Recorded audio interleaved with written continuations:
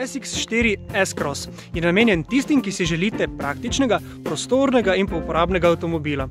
To ni nizkocenovnik, še posebej ne v takšni bogato založeni opremi, ampak še vedno je cenejši od večine svojih konkurentov. No, z zadnjo posodobitvijo je tale avto postal še bolj ekonomičen in še bolj uglajen. Samo tale napis na zadku tukaj razkriva, da je SX4 S-Cross zdaj opremljen z blago hibridno tehnologijo. To v poenostavljenem smislu pomeni, da nam pri vožnji pomagata tudi majhna baterija in pa elektromotor. Elektromotor zagotavlja takojšen navor, kar pomeni, da bo do pospeševanja bolj odzivna oziroma bolj zvezna, saj blaži učinek turbo luknje. No, poleg tega pa elektromotor poganja tudi bencinskega v prostem teku, kar pomeni, da bo bencinski motor še vedno ostal prižgan, ampak poraba ne bo naraščala. Ko pa se bencinski motor ugasne, to se zgodi ob vklopu sistema start-stop, pa blaga hibridna tehnologija poskrbi, da se ponovno vklopi nazaj ob speljevanju izjemno tiho oziroma skoraj nezaznavno.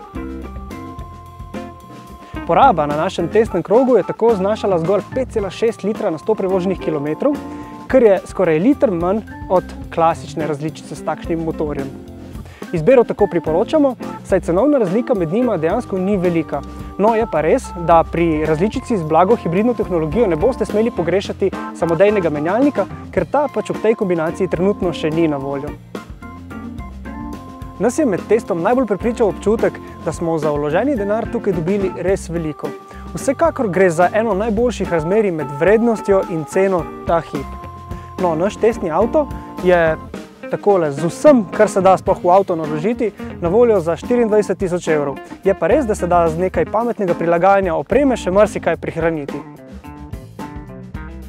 Čeprav SX4 v notranjosti pri kakovosti oziroma obdelavi materialov ni najboljši, pa vseeno premore vsaj nekaj tistega faktorja X, ki bo utegnil prepričati tudi kakšnega zahtevnejšega kupca. Všeč nam je recimo delovanje aktivnega tempomata, ki nadaljuje z delovanjem tudi tedaj, ko zamenjamo prestavo pri ročnem menjalniku. Suzuki je znan tudi po tem, da izdeluje zelo lahke avtomobile.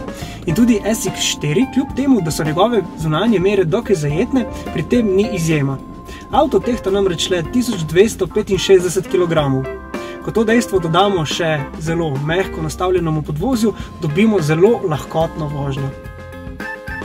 No in ne nazadnje, Suzuki v tem avtomobilu še vedno ponuja tudi 4-kolesni pogon, ker večina njegovih konkurentov v tem segmentu že počasi opušča.